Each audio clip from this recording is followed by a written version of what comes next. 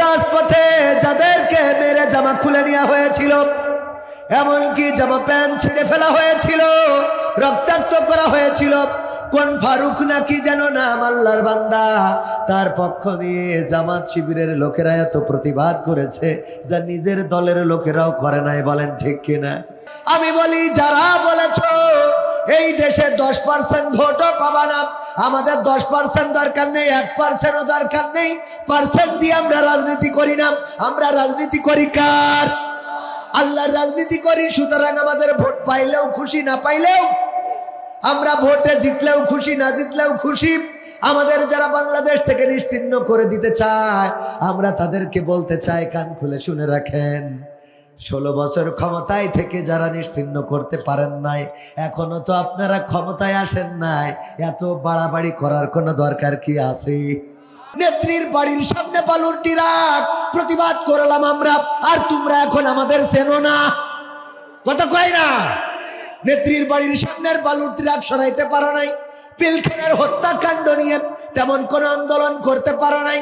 ইসলামের পক্ষে তো দূরের কথা, এই দেশ থেকে স্বৈরাচার বিতাড়িত করার জন্য খালি ঈদের পরে ঈদের পরে ঈদের পরে ঈদের পরে করে গেলে, আর যখন ছাত্র জনতা সোচ্চার হয়ে স্বৈরাচার বিদায় করলো, তখন আবার ছাত্র জনতার বিরুদ্ধে অবস্থান নাও। এটা হলো যে ওই যে বলে, মোল্লার জন্য শিরনি খাইলা মোল্লার চিনলা না, ঠিক না বেঠে? এই কাজ যদি জামাতরাও করে, তাদের বিপক্ষে দাঁড়ানোর দরকার আছে না নাই? কারণ ছাত্ররা এই দেশ স্বৈরাচার মুক্ত করে দিল, এই দেশে কথা বলার স্বাধীনতা এনে দিল, এই দেশে আমাদের চলার স্বাধীনতা দিল, বেগম জিয়াকে মুক্তির ব্যবস্থা করে দিল, তারেক জিয়ার কথা বলার ব্যবস্থা করে দিল, বিটিভিতে বাতাবি নেবুর চাষ বাদ দিয়ে এখন আবার মানুষের অধিকারের কথা বলার সুযোগ করে দিল। টেলিভিশনগুলোতে আবার আলেম ওলামার প্রচার আছে না নাই? আমির হামজার মুক্তির ব্যবস্থা করে দিল, ডক্টর মিজানুর রহমান আজহারীর বাংলাদেশে আসার ব্যবস্থা করে দিল, বিএনপির নেতা, জামাতের নেতা, হেফাজতের নেতা মামুনুল হক সহ অসংখ্য নেতা কর্মীকে বাংলাদেশে স্বাধীনভাবে বিচরণ করার জন্য সুযোগ করে দিল। এখন যারা ছাত্রদের বিরুদ্ধে অবস্থান নেয়, ওরা হলো এমন মোল্লার জন্য শিরনি খেয়ে মোল্লারে চেনে না, বাবার আগে কথা বলা ধরেছে। বলেন ঠিক কি না? কথাটা কারো গায়ে পড়লেও এটা বলা ছাড়া কোনো রাস্তা নেই। কারণ 16টা বছর চেয়ার ছাড়া থাকতে পেরেছেন, 16টা বছর কারাগারে থাকতে পেরেছেন, 16টা বছর নির্যাতন সহ্য করতে পেরেছেন, 16টা বছর নেতা হারিয়েছেন, 6 বারের নির্যাতিত, 6 বারের সংসদ সদস্য সাকা চৌধুরীকে পর্যন্ত ফাঁসির কাস্টে ঝুলানো হলো। আরে 16টা বছর সব দেখলেন নয়াপল্টনে, যখন শাটারে তালা মেরে দেয় সব সহ্য করলেন, আর এখন 6টা মাস পার হতে পারে না, কিসের এত আন্দোলনের ভয় দেখান? কথা কয় না? 6 মাস পার হয়েছে এখনো? তো 6টা মাস অন্তত 16টা মাস ধৈর্য ধরেন। আবার যারা ক্ষমতা থেকে বিতাড়িত হয়েছেন, দাদার দেশ থেকে তারা লাইভ করে, ওই যে লিফলেট ধরিয়ে দিয়েছে, ধরানোর পরে যাদের গায়ে কাদা ছিল না, ওরাও লিফলেট বিতরণ করতে যে এখন বলে, সাদা গায়ে কাদা লাগাই দিলি ও হাসিনা, সাদা গায়ে কাদা লাগাই দিলি, ঠিক না বেঠে? ভুলাইয়া ভালাইয়া মরে লিফলেট ধরাইয়া দিলি ওরে, ভুলাইয়া ভালাইয়া মরে লিফলেট ধরাইয়া দিলি ওরে, নতুন করে কেন বিপদে ফেলাইলি, সাদা গায়ে কাদা লাগাই দিলি ও হাসিনা, সাদা গায়ে কাদা লাগাই দিলি, ঠিক না বেঠি? কারণ এদের অবস্থা হলো যে ওই যে এক শিয়ালের লেজ কাটা পড়ে গেছে, ও অন্য শিয়ালদের বুঝায় যে লেজ রেখে লাভ কি, এটার কোনো কাজ নাই, এটা থাকা মানে আরো বাড়তি ঝামেলা। ওই মুরগির দরজা খুলতে যে ইট যদি চাপা পড়ে, লেজের পিন্ডি মারা সারা। তো এইগুলো বলে কেন? কারণ তো লেজ নাই। তো যারা ইতিমধ্যে পালিয়ে গিয়েছে, ওরা বাইরে থেকে বলতেছে, লিফলেট নিয়ে রাজপথে থাকু, ঠিক না বেটে? তার মানে তোরা এখন রাজপথে আয়, তোদের ধরি পাতামটা না হোক। অন্তত 16টা মাস তো ধৈর্য ধরবি নাকি? কথা কয় না? ধৈর্য ধরার দরকার আছে না নাই? ও আমার ভাইয়েরা, কয়রাবাসী অনেক স্মৃতি বিজড়িত। যখন কয়রার রাস্তায় চলি, বাবার কথা মনে পড়ে। এই রাস্তায় বাবা হেঁটেছেন, চলেছেন, এই রাস্তায় মাহফিল করেছেন। তখন যোগাযোগ ব্যবস্থা এত ভালো ছিল না, এমনকি মোবাইল ফোনটাও ছিল না, মাইকের অবস্থাও এত ভালো ছিল না, যাতায়াতের ব্যবস্থা ছিল কয়রা গরিব অঞ্চল ছিল, হেলিকপ্টার, কি কাপটা ছিল, হ্যাঁ হেলিকপ্টারে যাতায়াত করত। সেই হেলিকপ্টার আকাশে ওড়ে না, মাটিতে চলে। ওই হেলিকপ্টার সাইকেল হেলিকপ্টার দুইটা তুলা দিয়ে গদি বানানো থাকতো, ওইটাই চড়ে আমার আব্বা আমিও চড়ে এই কয়রায় এসেছি আব্বার সাথে। নৌকা পার হইতে হইতো, যে ব্রিজগুলো এখন হয়েছে এই ব্রিজগুলো ছিল না, নৌকায় পার হয়ে মাহফিল করেছি। আমার আব্বা এনেছিলেন সুন্দরবন, দেখিয়েছেন। এই কয়রায় আনার পরে নদীর এপার থেকে সুন্দরবন দেখলাম। আব্বা যখন আমাকে নিয়ে আসলেন, সম্ভবত সাতক্ষীরা হয়ে গাড়িতে করে নিয়ে এসেছিলেন। এখনো মনে পড়ে, আহারে সাতক্ষীরায় আসার পরে আব্বা একটা কলা একটা রুটি কিনে এনে দিলেন, বললেন এটা খাও। আমি যখন বাইরে বের হই তখন অভাবের কারণে, বলে নাই যে অভাবের কারণে, আমি বাইরে বের হইলে কিছুই খাই না, এই একটা রুটি একটা কলা খেয়ে পার করে দিই। আমি ওই বাসের মধ্যে একটা রুটি একটা কলা খাইলাম, দুপুরের লাঞ্চ করলাম। এই ছিল আমার বাবার জীবন ইতিহাস। এই অঞ্চলে আসার পরে কোন এক মাহফিল কর্তৃপক্ষ 1300 টাকা দিয়েছিল। কতশো? 1300 টাকা। যশোরে যে কত গর্ব করে বলতো, আমি যখন কয়রায় যাই 1300 টাকা দেয়। এত টাকা ওরা দেয় যে টাকা আমি পাওয়ার যোগ্য না। এই কয়রাবাসী আমার আব্বাকে সম্মানিত করেছে, এই কয়রায় মাহফিল করেছে, অলিতে গলিতে ঘুরেছে। 12 দিন 15 দিন, এক সপ্তাহ 13 দিন এইভাবে চলে আসতো, তারপরে বাড়িতে ফিরতো। ও আমার ভাইয়েরা, সেই আব্বার স্মৃতি বিজড়িত, এখনো গরম দিয়ে গরম লাগার মতো হয়নি। অসুবিধা নেই, আমার গরম ঠরম একটু কম লাগে। আর এনে তো ফুরফুর করি বাতাস হচ্ছে, ঠিক কিনা? আমি তো আকার শোন, ওয়াজ বেশি করলে হবে না, গান করা লাগবে। হ্যাঁ, সব করবো ইনশা। শুনতে রাজি আছেন আপনারা? কষ্ট হবে?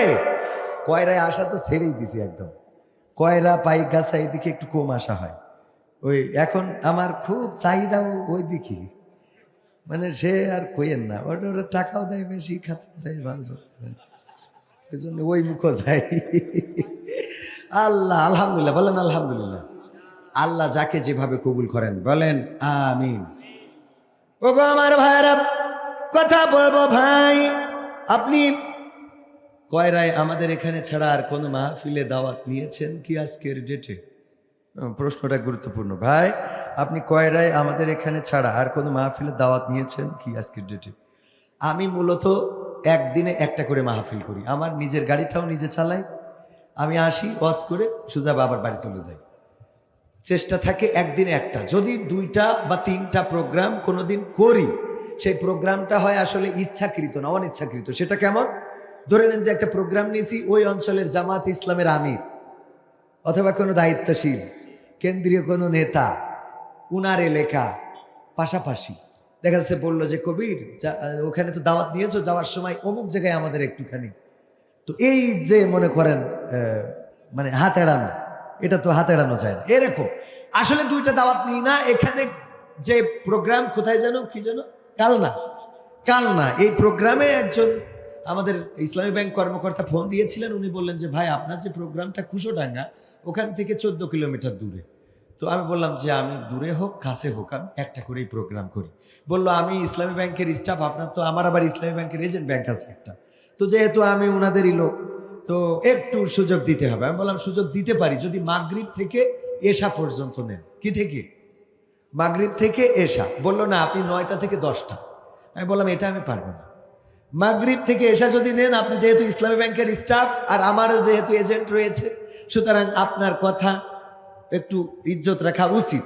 তো এই জন্য মাগরিব টু ইশা। বললো তাইলে আমি আপনাকে রিকনফার্ম করবো। ওরা তো চাই 9টা থেকে 10টা, এবং তারপরে আর আমাকে রিকনফার্ম করে নাই, কিছু বলেও নাই। আমি শুনলাম যে ভালো করে একটা প্রচার করেছে, ওখানে কবির বিন সামাদ আসবে, এবং ওখান থেকে আমাকে ফোনও দিচ্ছে যে ভাই কখন এসে পৌঁছাবেন। আসলে ওখানে যাইনি, যাবো না,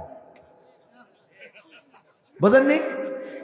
যাইনি, যাবো যা, এইটা মাহফিল করে এখান থেকে আবার চলে যাব কালকে অনেক লোক। যাই হোক, আলহামদুলিল্লাহ। তাহলে আপনাদের প্রশ্নের উত্তর শেষ। তাই যেহেতু আলোচনার মধ্যে একটু ব্রেক হয়ে গেল, একটু মানুষের নামগুলো পড়ে ফেলি নাকি? কুশোডাঙ্গা দক্ষিণপাড়া ইসলামী তরুণ সংঘ কর্তৃক আয়োজিত 8ম বার্ষিক তাফসিরুল কোরআন মাহফিলের শ্রদ্ধাভাজন সভাপতি এই মাহফিলের যিনি সভাপতি উনি আমার থেকে অনেক বড় যোগ্য, ইমাম ও খতিব কুশোরাঙ্গা দক্ষিণ পাড়ার রহমানিয়া জামে মসজিদ হাফেজ মোহাম্মদ আবু ইসহাক সাহেব দামাত বরকাতুহুম, আল্লাহ রাব্বুল আলামিন উনাকে হায়াতে তাইয়্যিবা নসিব করে দিন, বলেন আমিন। এছাড়া আমাদের সার্বিক সহযোগিতায় রয়েছেন এস.এম. জিনারুল ইসলাম বাচ্চু সাহেব, যিনি আমার পরে একটু সালাম বিনিময় করবেন, আমি বলছিলাম আমার আগে করতে, উনি অপেক্ষায় রয়েছেন এবং এই মাহফিলে সর্বোচ্চ সহযোগিতা করেছেন। আপনারা যে লাইটিং দেখছেন, এত বাতি, আমি তো অবাক হয়ে যাচ্ছি যে একেবারে মানে এত ঝাড় বাতি, আমার মনে হয় এত না লাগালেও চলতো। গত বছর লাগাইছেন ঠিক আছে, আল্লামা তারেক মনোয়ার হাফিজাহুল্লাহ ছিলেন, এবছর আমার জন্যেও আমি তো উনার তুলনায় আমি বললাম উনি আকাশের আমি পাতাম, তো এই জন্য এত লাইটিং না করলে একেবারে পুরো কয়েক কিলোমিটার মনে হয় লাইটিং করেছে। শুধু তাই না, আপনাদের এই মাহফিলের জন্য আমাদের কৃষ্ণ স্যার, আমাদের কলেজে আমরা সহকর্মী, একই সাথে জব করি, আকিস কলেজিয়েট স্কুল নাভারণ, উনি আমাকে ফোন দিয়েছিলেন যে স্যার মাহফিলে তো যাবেন, টাকা একটু কম নিতে হবে। কৃষ্ণ স্যার পর্যন্ত আমাকে অনুরোধ করে, তার মানে বোঝেন হিন্দুরাও এই মাহফিলটাকে ভালোবাসে, ঠিক না ভাই? ঠিক। আজকেও খোঁজ নিয়েছে, ভাই ভাই তো বলে না, কয় স্যার কখন যাবেন, উনি আমার জুনিয়র, পরে নিয়োগ হয়েছে ওনার, আমাকে স্যার বলেন স্যার কখন যাবেন আপনি? আমি বললাম আমি রওনা করেছি, অলরেডি পার হচ্ছি, তখন মনে হয় কেশবপুর ছিলাম। তো বললো আমার বাবাকে একটু আপনার ওখানে পাঠাবানে, একটু মোলাকাত করে আসবেন, আর আমার জন্য একটু দোয়া করে দিয়েন, আর মানুষদেরকে একটু বলেন। দেখেন কৃষ্ণ হিন্দু, উনিও এই মাহফিলের প্রতি তার সম্মান আছে না নাই? এই মাহফিলটা আল্লাহ সকলের জন্য কবুল করুন, বলেন আমিন। কোরআন শুধু মুসলমানের কিতাব নয়, এই কোরআন শুধু জামাতে ইসলামের নয়, হেফাজতের নয়, চারমানার নয়, এই কোরআন এই শুধুমাত্র কয়রাবাসীর জন্য নয়, এই কোরআন এসেছে গোটা বিশ্বের মানুষের জন্য। আল্লাহ রাব্বুল আলামিন গোটা বিশ্বের মানবতার মুক্তির জন্য কোরআন দিয়েছেন, বলেন ঠিক কিনা? এমনকি মুসলমানের ঘরে যে কোরআন খুঁজে পাওয়া যায় না, অথচ হিন্দু থেকে মুসলমান হয়েছেন ওই যে দেব চৌধুরী, নাম শুনেছেন না আপনারা? একজন ক্রিকেটার সাংবাদিক, ক্রিকেটের সাংবাদিক, ক্রীড়া সাংবাদিক। উনি বললেন, দেব চৌধুরী, উনি বললেন যে আমি তো আরবি পড়তে পারি না, কিন্তু আমার বাসায় তিনখান বাংলায় অনুবাদ করা কোরআন রয়েছে। জানেন কিনা আপনারা? একজন হিন্দুর বাসায় তিনখান কোরআন থাকে, আর যেই মুসলমানের বাসায় কোরআন থাকে না, এই মুসলমানের থেকে ওই হিন্দু অনেক উত্তম। আপনি যদি বলেন হুজুর তারপরে তো আমরা মুসলমান, তুই তো খালি আগা কাটা মুসলমান। কি কাটা মুসলমান? ওই যে আমার আব্বা বলতো যে একজন হিন্দু এক মুসলমানের বলতেছে, দোস্ত তুইও যা আমিও তা, জাল যাবা যা তা যাবো তা, বলছে যে তোর থাবায় দাঁত ফেলে দেবো, তুইও যা আমিও তা, মানে হ্যাঁ এই তুই হিন্দু আর আমি মুসলমান, তুই যা আমি তা, মানে দোস্ত রাগ করিস না, আগে বলি, তুই একটু শোন। দেখ এখন তো রোজার মাস, তখন আবার ছিল রোজার মাস, তো রোজার মাসে দুজন যেই চা মারতিছে পর্দার মধ্যে, তো চা মারতিছে, বলছে রোজার মাস, দেখ তুইও রোজা নেই আমিও রোজা নেই, তুইও চা মারতিছিস আমিও চা মারতিছি, তাইলে তোর আর আমার এখানে পার্থক্য কি? তুই না আজান দিলে মসজিদে যাইস নি, আমিও যাইনি, তুই দাড়ি রাখিস নি, আমিও রাখিনি, তুই জুব্বা টুপি পরিস নে, শার্ট প্যান্ট ইন করা, আমিও সেই তাই, তুই যেখানে চাকরি করিস আমিও সেখানে, তোর যা বেতন আমারও তাই। এমন কি তোর মসজিদে তোর ঈদের দিন আমি কোনোদিন যাই না, তোর কুরবানির ঈদে আমার গরু জবাই করি না, ছাগল জবাই করি না, কিন্তু আমার পুজোর সময় তুই বলিস যে ধর্ম যার যার উৎসব সবাই, এই বলি এই সাথে প্রাসাদ খেয়ে যাস, আবার আমাদের বোর নাবি দেখে যাস, ঠিক না ভাই? ঠিক। তো এই যে করিস দোস্ত, আমার তো মনে হয় তুই আর আমি এক জায়গায় বেমিল আছে, সেটা হইলো আমারটা তোরটা কাটা আর আমারটা আকাটা। কি? তোরটা কাটা আর আমারটা কি আকাটা, এই ছাড়া তো আর কোনো, বলেন এরা মুসলমান আছে না নাই?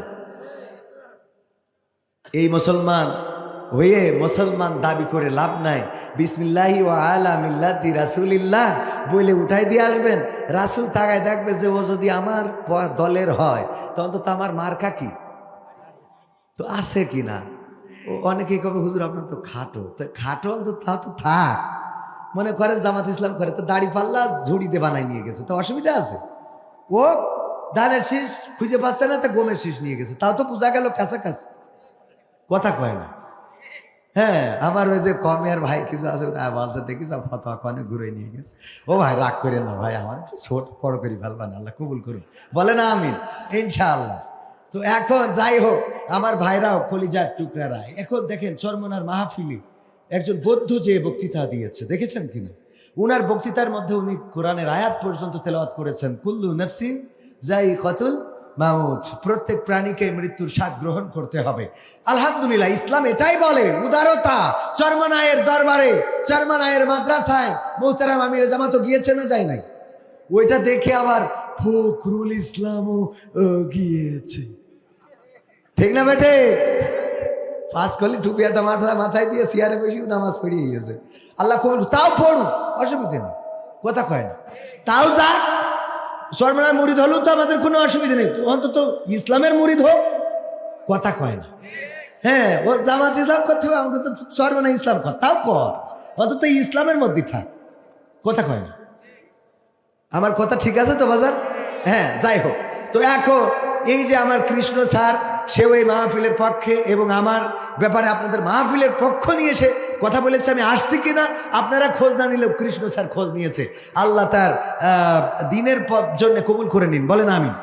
তো আমাদের জিনারুল ইসলাম বাচ্চু সাহেব, সদস্য 8 নম্বর ওয়ার্ড, বাগাল ইউনিয়ন পরিষদ, কয়রা, খুলনা। এছাড়া আলোচনা করেছেন মাওলানা আব্দুল হান্নান ওমর, আছেন না স্টেজে? চলে গেছেন।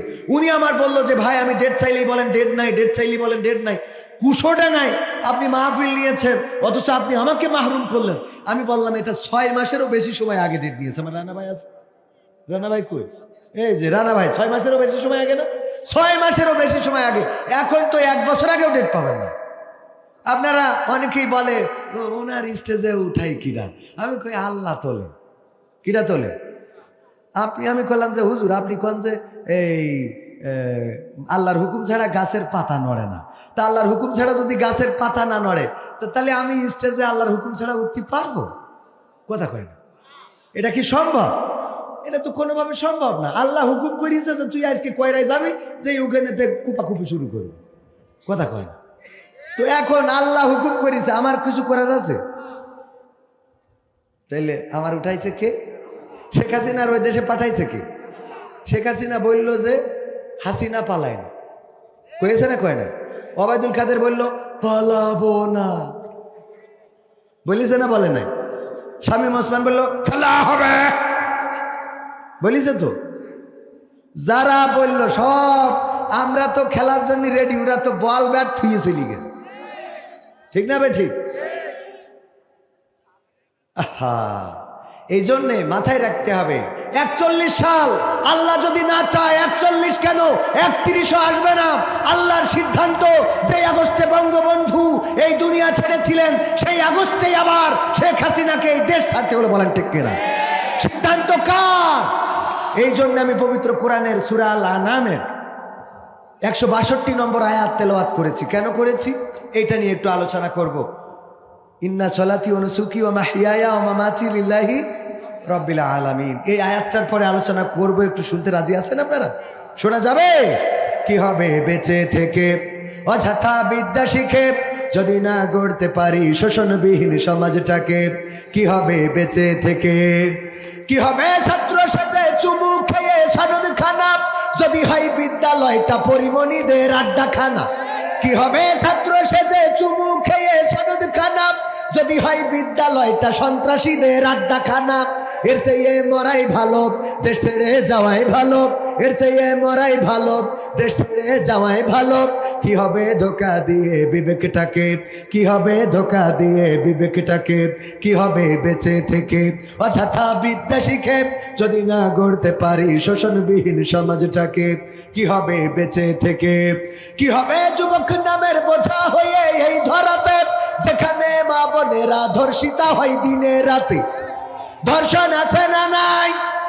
এই সমাজে ধর্ষণ এখনো বন্ধ হয় নাই। ধর্ষণ যদি বন্ধ করতে হয় তাইলে মানব রচিত কোনো আইন দিয়ে হবে না। আল্লাহর জমিনে আল্লাহর বিধান যদি কায়েম হয়ে যায়, ধর্ষকের শাস্তি কোরআনের আইন অনুযায়ী কি? আল্লাহর শরিয়াত কি বলে? মাজা পর্যন্ত গেড়ে দাও, তারপরে চারিদিক থেকে ইট পাথর নিক্ষেপ করো এবং সঙ্গে সার করে ফেলো। ওগো আমার ভাইয়েরা, লাইলাতুল ফেব্রুয়ারি চলে গেল, ঠিক না বে ঠিক? লাইলাতুল ফেব্রুয়ারিতে আমার বলল হুজুর একটু এই ভালোবাসা দিবসের ফজিলত বরকত নিয়ে আলোচনা করে। ভালোবাসা দিবসের কি ফজিলত, রহমত, বরকত যেন এইদিকে না যায়, যুবকরা যেন ফিরে থাকে। আমি বললাম ওয়াজ করে ওদেরকে ভালো বানানো যাবে না। যদি ধর্ষণের শাস্তি, জেনার শাস্তি আল্লাহর শরিয়া মোতাবেক হতো, তাইলে এই জেনার শাস্তি, ধর্ষণের শাস্তি যারা অবিবাহিত, জেনার শাস্তি হলো যদি অবিবাহিত হয় 100 বেত্রাঘাত। একটু আল্লাহ সাইড দিয়েছে যে ও একটু নেটওয়ার্কের বাইরে যাবে, মানে যাইয়ে ফেলতে পারে। তো একবারে আল্লাহ তো দয়ার সাগর, উনি জানেন। তো এই জন্যই অবিবাহিত হইলে কি 100 বেত্রাঘাত, আর যদি বিবাহিত হয় তাহলে ডাইরেক্ট কুপান নেটওয়ার্কের বাইরে, কনে নেটওয়ার্কের বাইরে। তো ওদের একটু সুযোগ দিচ্ছে। তবে সেই বেত্রাঘাতটা কেমন হবে? ওমর রাদিয়াল্লাহু তাআলা আনহুর সন্তান খেজুর ভিজিয়ে রাখার কারণে এটা একটু মানে মদের কায়দায় চলে গেছে। যাওয়ার পরে এটা পান করার পরে মদ্যপ অবস্থায় চলে গিয়েছেন আবু শাহামা, আব্দুর রহমান আবু শাহামা বিন খাত্তাব, বিন ওমর ইবনে খাত্তাব। এই আবু শাহামা শুধুমাত্র মদ পান করে, মানে উনি ইচ্ছা করে করেন নাই, আমি আজকেও পড়লাম ঘটনাটা, উনি ইচ্ছা করে করেন নাই, বন্ধু বান্ধবের সাথে করে ফেলেছেন এবং করার পরে মাতলামও করেছেন। এটার কারণে তখনকার মিশরের গভর্নর আমর ইবনে আস রাদিয়াল্লাহু তাআলা আনহু তিনি শাস্তি দিলেন গোপনে। কিভাবে? গোপনে ঘরের মধ্যে নিয়ে বেত্রাঘাত করলেন, 100 বেত্রাঘাত। এটা ওমর রাদিয়াল্লাহু তাআলা আনহু শোনার পরে ওই আবু শাহামার এই শাস্তিটা ওমর মানেন নাই, তাকে আমার সামনে 100 বেত্রাঘাত করেছেন এবং তার আঘাতেই এই পৃথিবী ছেড়ে আবু শাহামা বিদায় নিয়েছে। ভাইরা আমার, তো এই জন্য বেত্রাঘাত আবার এই কুতকুত করি করলে হবে না। আমি এই হাতে বেত মারিছিলাম আমাদের গ্রামে, আমি তখন মসজিদের মুয়াজ্জিন। তো কেউ আমি ওই যে যখন রায় হয়ে গেল যে বেত্রাঘাত করতে হবে, তো কে করবেন? আমি বললাম এই কাজ যে করিনি সে করবে। আর কেউ রাজি হয় না, বুঝেননি? কয় না আমি মুরব্বী হয়ে গেছি, আমি তার মানে জন বয়সে বেড়া ভাঙে, বুঝেননি? কেউ করে না। আমি তখন ছেলেপিলে ইন্টারে পড়ি, 2004 সাল কি 5 সাল, সেই সময় তখন কত ছোট, এখন তো 37-38 চলে, তাহলে সেই সময় আরো কত বোঝেন। সেই সময় বললো ঠিক আছে, কবির যেহেতু ফতোয়া দিলে এই কাজ যে করেনি সে কবির মারবে। বললাম আমার সেই কনফিডেন্স আছে, এখনো আছে। কি এখনো আছে, আলহামদুলিল্লাহ, থাকতে হবে। বোর কাছে বাসর রাতি বলবেন যে আমি আজকে শুরু করলাম বিসমিল্লাহি। হ্যাঁ পাগল, এইটা যে যুবক বলতে পারে না ও যুবকই না, কথা কয় না। ওর মেশিন সব নষ্ট, বাতিল, রিজেক্ট, সেকেন্ড হ্যান্ড। কয় হ্যান্ড? কথা কি বোঝা গেছে? এরম যুবক আছে না যে কনফিডেন্স আছে বলতে পারবো আগামীতে স্ত্রীর বিয়ে করে? হাত তোলো দিন, তাই কয়টা যুবক পাওয়া যায়? তুলতে যাই ধুক ধুক ধুক করতেছে, আল্লাহ চলবো না চলবো। হ্যাঁ থাক, দরকার নেই, দরকার নেই, দরকার নেই।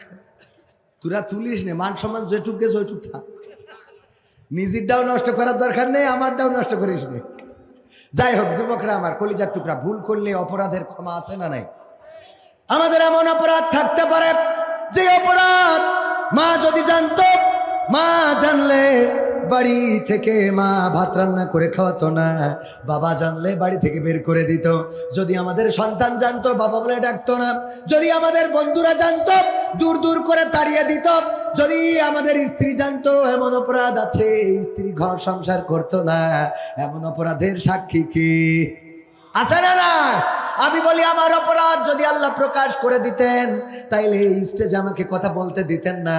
আমার গোনার যদি গন্ধ বের হইতো, দুর্গন্ধের কারণে ডানে বামে কোনো মানুষ বসতেন না, দূরে সরে থাকতেন। যে কবির বিন সামাদ, তোমার গোনার এত দুর্গন্ধ, কাছে ভিড়া যায় না, কাছে বসা যায় না। আমার অপরাধ জানি আমি, আর জানেন কে? আল্লাহ জানেন। সুতরাং আল্লাহর প্রতি নিবেদিত হতে হবে, আল্লাহর কাছে মাথাটা নত করে দিতে হবে। তাহাজ্জুদের জায়নামাজে আল্লাহর কাছে কাটাকাটি করে নগরব। জীবনে তো এমন গুনাহ করলাম, রাতের অন্ধকারে, দিনের আলোতে, ফাঁকা প্রান্তরে অথবা ঘরের মধ্যে, পৃথিবীর কোনো মানুষ দেখে নাই। আল্লাহ তোমার চোখ তো ফাঁকি দিতে পারে নাই। ওগো আল্লাহ, এই দুনিয়ায় যেমন তুমি মানুষের কাছে প্রকাশ করে দাও না, ওই পরকালে ওই গুনাহটা আল্লাহ তুমি আবার মানুষের সামনে আমার হাতে ধরিয়ে দিও না। আমার আল্লাহর এত দয়া, এত মায়া, গভীর রাতে যদি আল্লাহর কাছে কান্নাকাটি করতে পারেন, আল্লাহ রাব্বুল আলামিন ফেরেশতাদের কাছে জিজ্ঞাসা করে কাঁদে কেন? কয় আল্লাহ তোমার ভয়ে কাঁদে, গুনার জন্য কাঁদে। আল্লাহ বলে ওরা কি আমাকে দেখেছে? কয় না। জাহান্নাম জান্নাত দেখেছে না, তাইলে তারপরেও কেন আমার কাছে কান্নাকাটি করে? ওগো আল্লাহ কোরআন পড়েছে, রাসূলের মুখের বাণী শুনেছে, এটা শুনে বিশ্বাস করেছে। আল্লাহ বলে যারা কোরআনের বাণী শুনলো, রাসূলের কথা শুনে যারা আমাকে বিশ্বাস করলো আর আমার কাছে গভীর রাতে ক্ষমা চাইলো, ওগো ফেরেশতারা সাক্ষী থাকো, আমি এই বান্দাগুলোকে ক্ষমা করে দিলাম। সুবহানাল্লাহ, আল্লাহ ক্ষমা করার মালিক। যাই হোক, আলোচনায় আসি। তাইলে দর্শন করলে কবির বিন সামাদ যদি দর্শন করে মাজা পর্যন্ত গেড়ি দিয়ে, যেহেতু বিবাহিত, ওর কি করতে হবে? পোস্টার এরকম হবে, প্রধান আকর্ষণ কবির বিন সামাদ, সেটা লিখে থাকবে যে ওর কুপান দেওয়া হবে। মানে কি সঙ্গে স্যার করা হবে, ক্যামেরা থাকবে, মিডিয়া, মাইক, লাইট। আমার এই যে নেতা, উনি নির্যাতিত মাজলুম জননেতা, উনি ঘোষণা দিবেন এখন কবির বিন সামাদের ইট পাথর নিক্ষেপ করা হবে। সবাই 1 2 3 অ্যাকশন, পাথর হাতে নাও, কুপান শুরু কর। এইগুলো যখন যুবকেরা দেখবে, ওকে লাইলাতুল ফেব্রুয়ারিতে দূরের কথা, কদরের রাত্রিও তো উঠানো যাবে না। ঠিক না বে ঠিক? কথা কয় না তো। এইটার জন্যই আমরা সারা জীবন ওয়াজ করি, সোজা বানাতে পারবো?